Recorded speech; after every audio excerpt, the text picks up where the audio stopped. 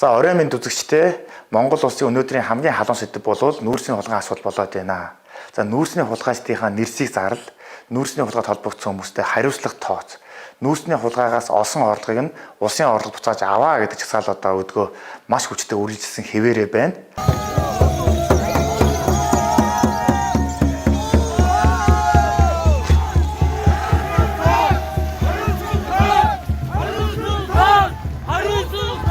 Ард түмний шаардаж жагсны дагуу аливаа тэмцэх газраас нэр бүхий 17 хүний нэрсийг одоо зарлаад байгаа. За мөрдөн шалгах ажиллагааны хүрээнд нүүрсний борлуулалт, олборлолт, тээвэрлэлт, төрийн өмчийн хөрөнгөөр бараа ажил үйлчилгээ худалдан авах явцад дараах албан тушаалтнууд шууд болон шууд тусаар оролцсон нөхцөл байдал тогтж байна. Нэгт нь Монгол улсын ерөнхийлөгч асан Алтмаагийн Батулга. За тэгэхээр аливаа тэмцэх газраас энэ нүүрсний хулгайн дэм буруутай хүмүүсийн хамгийн нэгдүгээрт Монгол улсын ерөнхийлөгчөөр одоо ажиллаж исэн Алтмаагийн Батулга бол дэм буруутай юм аа гэж гаргаад ирчихсэн. Байранд мэдээлэл аливаа тэмцэх газрынханд олдсон болоод байгаа болоод энэ хүнийг мэдээж номер 1-т бол зарласан байх. За мөн ерөнхийлөгчтэй одоо ойрын хамаарал бүхий бас нэр бүхий хүмүүсийн нэрийг зарласан. За тэр нь хэн байсан бэ гэхээр Монгол улсын ерөнхийлөгчийн тамгын газрын одоо хамгийн анхны дараагаар ажиллаж исэн Зандаа хүүгийн энх холд байгаа. За Зандаа хүүгийн энх болд өөрөө болохоор би одоо энэ асуудалд ямар ч гин буруу байхгүй намайг хэлэгдүүлэх гэж оролдож байна гэж хэлж байгаа. Гэхдээ Зандаа хүүгийн энх болд гэдэг хүн бол нүүрсний одоо боловсруулах үйлдвэртэй юм аа. Төрсөн дүүн одоо ингээд нүүрс баяжуулах үйлдвэр байгуулчаад маш их хэмжээний ашиг олж байна гэдэг мэдээллийг бас эдийн засагч Наранбаатар бас удаа дараалан ярьсаар байсан. За тэр мэдээллийг та бүхэндээ хүргье. За эдийн засагч Наранбаатар 2020 оны 3 дугаар сарын 13-ны өдөр Айтом мемийн сайтад за зээ энх болдыг шалга хамаарал бүхий компани нь 5-7 ашигыг сорж байна гэсэн одоо хэвлийн бахуурлыг зарласан. За тэр үеэр юу ч хэлсэн бэ гэхээр за Страто гэдэг компани талаар надад 3 баримт байна. За нэгдүгээрт Страто компанийн гүйцэтгэх захирал Бат Түшиг нь зээ энх болдын төрсөн өшиг тодорхойтой бизнесийн хамааралтай. Тэд хамтран 2 компаниг эзэмшдэг бөгөөд нэг оффист байршилтай. Шивэ овоос суманд байрлах Страто компани нь 1.5 сая тонн нүүрсийг боловсруулах хүчин чадалтай. За энэ компани нь бүр техник эдийн засгийн үндэслэл нь батлагдаагүй байхад л одоо үйлдвэрээ бариад ашиглалтанд оруулчихсан. За энэ Страто гэдэг компани болохоор бүгд найрамдах Хятад ард улсын хөрөнгө оруулалттай Шинжин Шэхэ эдийн засгийн худалдаа гэдэг одоо компани 50% эзэмшдэг. За 37%-ийг нь болохоор Зандаа хүүгийн хишиг тогтох за Бат Түшиг нар эзэмшиж байна. За бусад 2%-ийг нь Монгол улсын одоо иргэн эзэмшдэг. За энэ компани одоо энэ Зандаа хүүгийн төрсөн дүүгийн компани нь 5 толгойн одоо орд газраас 50,000 тонн нүүрсийг бол нэг сард авдаг. За 1 тонн нүүрсийг 72 ам доллараар авч угаагаад цааш нь 140 ам доллараар одоо гадагшин зардаг. За энх болдын шууд хамаарал бүхий компани ийм их хэмжээний орлогыг олж байна гэдэг мэдээллийг бол өгсөн. Монгол улсын ерөнхийлөгчийн тамгын газрын дарга асан энх болд бол би энэ асуудалд ямар ч холбоо байхгүй би хулгай хийгээгүй гэж өөрөө бол хэлээд байгаа. Гэхдээ энэ хүний төрсөн дүүн өөрөө ингээд 5-7 орд газраас ямар нэгэн байдлаар хэмжээний сард 50,000 тонн нүүрс аваад түүнийгээ баяжуулаад бүр түүнийг одоо 2-3 нугасан үнээр ингээд гадагсан дарж ашиг олоод байгаа учраас ямар нэгэн байдлаар энэ хүн бол буруугүй гэсэн үг биш юм бололтой юм байна. Аливаа тэмцэх газрын мэдээж бас ямар ч ор үндэсгүй хүний нэрийг зарлаагүй байх. За дараагийн нэр дурддагдж байгаа хүн нь болохоор Үлзий хүүгийн шижиргээд за мөн Монгол улсын ерөнхийлөгчийн тамгын газрын дараагаар энх болдын дараа орж ажилласан ийм залуу байгаа. За энэ Үлзий хүүгийн шижир болохоор бас л би бол нүүрсний одоо хулгайд ямар ч холбоогоор хамаарал байхгүй. Би нүүрсийг түлжил байсан болохоос биш нүүрсийг тээвэрлжсэн түүх надад бол огт байхгүй гэж одоо мэддэгдээд байгаа. За гэхдээ шижиртэй холбоотой бас энэ нүүрстэй холбоотой нэг асуудал өнгөрсөн хавараас олон нийтэд бас хүрсэн байгаа. За энэ мэдээллийг та бүхэнд бас хүргэе. За сонин цэгийн сайтад за энэ өнгөрсөн 5 дугаар сарын 25-ны өдөр шижир Багнуурт Билаз шахсан уу гэдэг нэртэй юм нийтлэл гарсан. За энэ одоо ямар ч үеийн нийтлэл вэ гэхээр Багнуур хувьцаат компани гүйцэтгэх захирал Номин Чулуун аливаа тэмцэх газрынханд одоо бутаас 3,000 ам долларыг бэлнээр одоо авч байхад үйлдэл дээр баригдсан. За тэрвэр одоо аливаа тэмцэх газарт байцаагдж байх үедээ юу ч хэлсэн бэ гэхээр ерөнхийлөгчийн тамгын газрын дараагаар ажиллаж байсан шижир Багнуур компанид одоо Билаз шахсан хэмээн мэдүүлэг өгсөн. За тэгэхээр энэ асуудлаас одоо үүдэлтэйгээр шижрийг одоо альвтай тэмцэх газрын шалгаж байна гэдэг одоо мэдээлэл олон нийт анх хүржээлээ.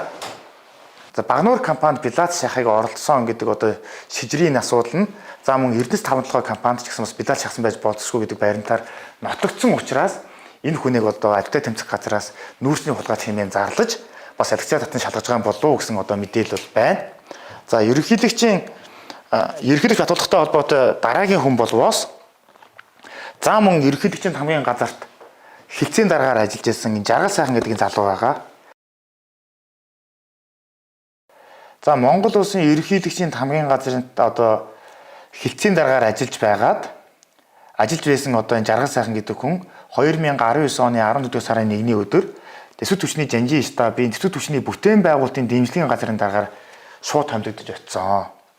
За энэ хүн болвол одоо 5 толгой зүүн баян чиглэлийн төмөр замын бүтээн байгуулалттай холбоотой бүх гэрээн дээр гар үсгээ зурж байсан.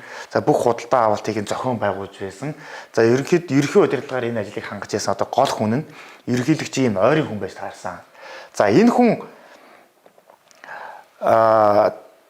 төмөр замын бүтээн байгуулалтыг хийсэн одоо цэргүүдэд одоо бидний нөө 1500 төгрөгөөр худалдаж авч яадаг талхыг 20,000 төгрөгөөр шахажсан гэдгийг улсын хурлын гишүүн инх баяраас олон нийтэд хүргэсэн. За атар талхыг одоо зах зээлийн үнээс бараг 10-20 дугаар нугалсан үнээр нийлүүлжсэнээс гадна бас нэгэн одоо ноцтой байранд бол бидэд оож ирсэн. За тэр нь юу вэ гэхээр энэ тэсвэр түвшний бүтээн байгуулалтын дэмжлэгийн газрын дарга Жаргал сайхан одоо гар үсгээ зурсан. За нөгөө талд нь AOD Equipment компани захирал Боргил гэдэг одоо өвөр Монгол залуу хоёрын байгуулсан юм гэрээ байна. За энэ ямар хүчтэй гэрээ вэ гэхээр одоо 5 толгой зүүн баян чиглэлийн төмөр замын бүтээн байгуулалтанд ашиглах хүнд машин механизмуудыг одоо энэ компаниас энэ Жаргал сайхан гэдэг хүн ямар ч тендергүйгээр шууд худалдан авалтаар маш их хэмжээний худалдан авалт хийсэн байгаа. Энэ гэрээ нь энэ вэ. За тэгэхээр ямар дүнтэй гэрээнүүдийг хийж байсан бэ гэхээр одоо энэ дээр ихэд 135 сая төгрөгийн тоног төхөөрөмж. За энэ ч гэхээр 1 тэрбум 579 сая төгрөгийн бас гэрээ байна. За энэ ч болохоор 1 тэрбум 39 сая төгрөгийн гэрээ байна. За энэ ч болохоор 1 тэрбум 290 сая төгрөгийн бас гэрээ байна. За энэ ч болохоор 2 тэрбум 373 сая 500 мянган төгрөг. За бүр хамгийн дээд нь бүр 10 тэрбум төгрөгийн үнийн дүнтэй одоо ийм их хэмжээний худалдан авалтуудыг Жаргал сайхан дарга AOD гэдэг компаниас ямар ч тендерөөр аваад байсан. За тэгээд AOD гэдэг компанид ажилладаг байсан одоо эксрууж энэ мэдээлэл надад өгсөн хүн юу ч хэлсэн бэ гэхээр энэ Жаргал сайхан нарын хүмүүс одоо их хэмжээний мөнгө төгрөгийг одоо ингэж завшиж байна. Яагаад вэ гэхээр энэ өвөр Монголын хоёр залуутай нийлээд шууд одоо худалдан авалтаар асар өндөр дүнтэй маш олон тоног төхөөрөмжүүдийг аваад байна. Авахтаа одоо энэ AOD-гаас гадна одоо Монголд одоо яг энэ хятадын энэ уулуурхай энэ төмөр замын бүтээн байгуулалтын ашигладаг энэ тоног төхөөрөмжүүдийг оруулж идэг өчнөө олон компани байдаг. Тэдний одоо худалдан борлуулдаг үнээс даруй одоо 50% өндөр үнээр худалдаж аваад байна. Эний цан бол асар их хэмжээний авилгын асуудал байж болзошгүй байна гэдэг мэдээлэл бол өгсөн. За тэгэхээр энэ нэр дурддагдаад байгаа энэ Жаргал сайхан даргатай энэ гар үсэг байгуулад ирсэн энэ AOD гэдэг энэ хятадын хөрөнгө оруулалтын компани ерхий захирал нь энэ Нарсын Начин гэдэг ийм залуу байдаг. Одоо Монгол их нэртэй Монголд амьдардаг ийм хүн байдаг юм байна. За гүйцэтгэх захирлаар нь болохоор Боргил гэдэг ерөөсө 1986 онд төрсэн ийм залуу. Ерөөсө энэ хоёр залууд хэд чинь төмөр замын бүтээн байгуулалтад одоо биднэрт одоо олсон гэрээ нь баг 30 тэрбумын гэрээ гоё. Үүний цаалт одоо жоохон одоо хэдэн зуун тэрбумын тоног төхөөрөмж худалдан авах гэрээг шууд байгуулсан нь бас тодорхойгүй. Үүнийг нь бас хууль хяналтын байгууллагууд нь тогтоогоод гэм бурууг нь бас тогтоох хаа. Энэ хүнтэй холбоотой зөвхөн одоо биднэрт байгаа ностой баримтууд нь хэд энэ байна. За тэгэхээр үүний цааталт нь одоо шууд гэрээгээр ямар одоо өндөр үнээр ямар хэмжээний хөрөнгө одоо худалдан авалт хийсэн нь бол бас ажилтны тэмцэх газарт хүрчсэн учраас эдгээр хүмүүсийг шалгаж байгаа байх. За Монгол улсын ерөнхийлөгчтэй бас холбоо хамаарал бүхий дараагийн хүн нь болохоор за энэ одоо хатагтай байна. Энэ бол за одоо улсын хурлын гишүүн Адиас Сүрэн. За улсын хурлын гишүүн Адиас Сүрэн нь бол өмнө нь Монгол улсын ерөнхийлөгчийн орон тооны бус зөвлөх байжгаад 2020 оны улсын хурлын сонгуульд яг ерөнхийлөгч Батболгын нэр дэвшижсэн тэр тойрогт нь нэр дэвшээд улсын хурлын гишүүнээр сонгогдсон байгаа. За Адиас сүрэн гишүүний хувьд за 2020 онд улсын хурлын гишүүнээр сонгогдохын өмнөхөн юу хийдэг байсан бэ гэхээр одоо нүүрс тээврийн үйл ажиллагаа явуулдаг одоо бүхэл бүтэн 3 компани гүйцэтгэх захирлаар бол ажиллаж байсан юм хүн байгаа. За Адиас сүрэн гишүүн одоо хамгийн ихний компани нь болохоор энэ Сан Тээвэр групп гэдэг одоо гадаадын хөрөнгө оруулалттай ийм компани байна. Энэ компани одоо аль биесний хаяг нь Өмнө Говь аймгийн Хан богд сумын 5 дугаар баг, Хайрхан цагаан хац хуурчны бүс, Premium Customers компани 203 тоод ажилтдаг гэдэг. За тэгээд Адиас сүрэн гишүүн энэ компани одоо яг хувьцаа эзэмшигчээр байжгаад яг сонгуулийн өмнөхөн буюу 2019 оны 9-р сарын 20-ны өдөр одоо нэрээ энэ компаниас бол хасуулсан. За дээрэс нь нэмээд энэ хүн маань 2021 оны 10 дугаар сарын 11-ний өдөр гүйцэтгэх захирлынхаа албан тушаалыг одоо буян далай гэдэг өвөр Монголд одоо шилжүүлж өгсөн. Энэ мэдээлэл нь ингээд нээлттэй бүртгэлийн мэдээллийн санд ингээд байж байна. За Адиас сүрэн гишүүний дараагийн бас нэг компани болохоор Тэнгэрийн Транс групп гэж байгаа. За мөн гадаадын хөрөнгө оруулалттай. За мэдээж Адиас сүрэн гишүүн маань болохоор 2019 оны 8 дугаар сарын 30-ны өдөр яг одоо энэ шилжүүлэхээс өмнөхөн гишүүн болохынхаа өмнөхөн мөн л одоо энэ компани одоо хувьцаа эзэмшигчээс нэрээ асуулсан. За захирлын албан тушааллаа болохоор мөн бас буян далайд. Хэдийгээр өөр компани болооч хүн нэг байгаас буян далайд ингээд шилжүүлээд өчгсөн. Одоо энэ компани захирлаа болохоор Хишгэ гэдэг өвөр Монгол хүн ажилтдаг ийм байдалтай яаж байгаа. За Адиас сүрэн гишүүний одоо нүүрс тээврийн 3 дахь компани болохоор Улган Сар Транс гэдэг ийм компани байгаа. За мөн хаяг нь бас адилхан яг 202 тот нэг хаяг дээр ингээд байж идэг. Нэг өрөөнд байж идэг. За мөн энэний одоо хувьцаа эзэмшигч Адиас сүрэн гишүүн байжгаад 2019 оны 9-р сарын 20-ны өдөр энэ компани одоо хувьцаа эзэмшигчээс өөрийнхөө нэрийг хасуулсан ийм одоо нээлттэй мэдээлэл байж байна. За Адиас сүрэн гишүүн улсын хурлын гишүүнээр сонгогдсныхоо дараа бас нэг дуйланд холбогдсон юу вэ гэхээр энэ 3 компанийхаа одоо нүүрс тээврийн одоо сий зөвшөөрөл гэж одоо ярьдаг. Сий зөвшөөрөлтэй байж л тэр одоо нүүрс тээврийн машинууд нь хил гардаг учраас энэ зөвшөөрлөө авахын тулд автотээврийн үндэсний төвийн албан тушаалтанд одоо 100 мянган $10 өгч байгдлаа. Энэ хэрэг дээр нь одоо ажилтны тэмцэх газраас түүнийг яригцаа тавцсан шалгаж байна гэдэг асуудал нэг хэсэг дэгдчихсэн гинтийн дарагдаад нам гөмхөн болчихсон байгаа. За тэгэхээр ажилтны тэмцэх газрынхан одоо нүүрс тээврийн салбарт одоо ийм одоо өргөн хүрээнд оролцож байсан энэ хүнийг бас яригцаа тавцсан шалгасан шалтгаан бас ийм байна. Баримт нь одоо ийм байж байна. Дараагийн хүн бол энэ Монголын төмөр зам компанийн гүйцэтгэх захирлаар ирсэн Удаан Жаргал гэдэг залуу байгаа.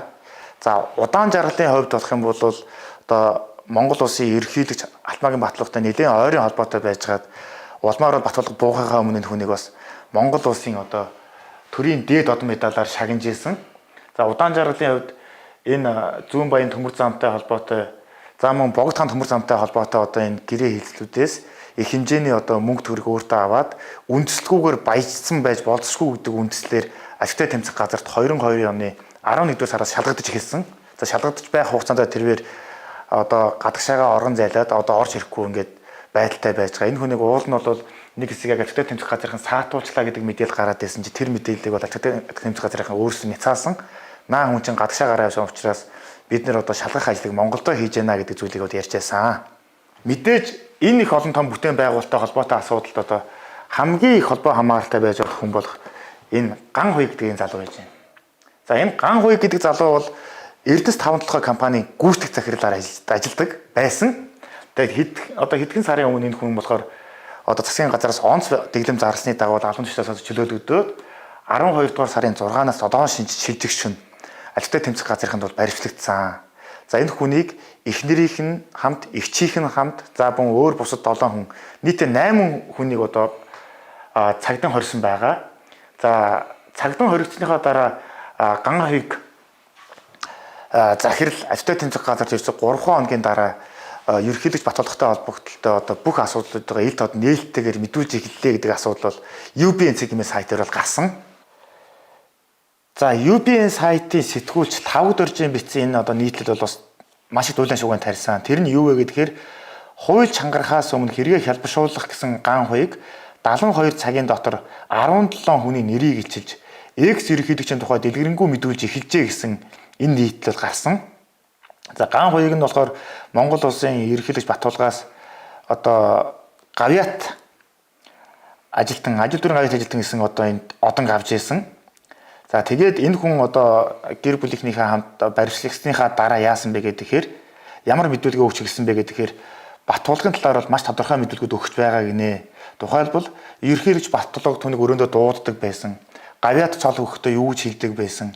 За удаан жаргалтай ямар хамааралтай байсан. Батулгын одоо үүрэг чиглэл өгсний дагуу одоо ямар хүмүүсийг одоо тэр алан тушаалд томилдог байсан зэрэг одоо маш ностой мэдээллүүдийг дэлгэрэнгүй яриад эхэлсэн байна гэдэг асуудал бол олон нийтэд одоо дэлгэгдсэн байгаа. За тэгэхээр энэ хүний өгсөн мэдүүлгийн дагуу магадгүй тэгтээ тэмцэх газараас энэ 17 нэрсийг бас зарсан байж болзошгүй байна. За хүмүүс бодохтой болохоор энэ ган хуй гэдэг залууг Монгол улсын ерөнхийлөгч Батулгын хүн байхаа. Батулгал энэ хүнийг одоо энэ компани захирлаа тавиулсан байхаа гэж боддог байсан чинь үгүй юм бэ. За хэдхэн хоногийн өмнө одоо улсын хурлын гишүүн Арднаас энэ ган хуйг ч одоо хэний хүн юм бэ гэдгийг нь хэлсэн нэг жижигхэн ярилцлага байгаа тэрийг та бүхэндээ хүргэе. Одоо аюур сайхны хүн шүү дээ. Яг үүндээ бол аюур сайхантай нийлж явсан. Одоо тэр аюур сайхны туслах зөвлөхүүд бүгд баригдсан байгаа үстэй. Саяны ярилцлагатай хамт дийлэгдсэн зураг нь энэ байгаа юм. За энэ зурган дээр байгаа энэ гурав болохоор одоо Монгол Ардын намын шинжилгээ хорооны гишүүн гэж энэ гурав нэг хэсэг явдаг байсан.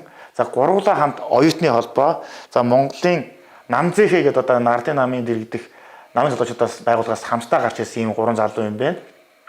Одоо бол энэ аюур сайхан зөө өөрөө хөдөлмөр нийгмийн хамгаалалын сайд болчихсон. За энэ удаан жаргал нь болохоор одоо ингээ гадагшаага оргон зайлчихсан байдалтай нэг ийм байдалтай байж байна. За тэгэхээр Монгол улсын ерөнхийлөгч асан Батулгыг яагаад ядгчаад татсан байсан бэ? Энтэй үнтэй хамт холбоотой хүмүүс нь ямар учраас нүүрстэй холбоотой гэдэг мэдээллийг тоомлон та бүхэндээ би сая товчхон хүргэлээ. За дараагийн удаад болохоор энэ Ардын намын одоо нэр бүхий хүмүүс жоохон ямар учиртай холбоотой яагаад бас энэ асуудал холбогдсон бэ гэдэг мэдээллийг та бүхэндээ бас хүргэнэ. За энэ хүмүүс нь одоо өөрсдөө бол бид нар ямар ч буруу байхгүй жинхэнэ эздийг нь зарлал бид нар бол нүүрс тээвэрлээгүй хэлээд байгаа. Гэхдээ энэ хүмүүсийг үнэхээр ингэж хэлэх ноцтой үндэслэл баримт байгаа учраас албатай тэмцэх газараас мэдээж нэрийн зарлалт тодорхой шүү дээ. Тэгэхээр тун удахгүй эргүүлзээ бидэнтэй хамт байсан баярлалаа үзэгчтэй.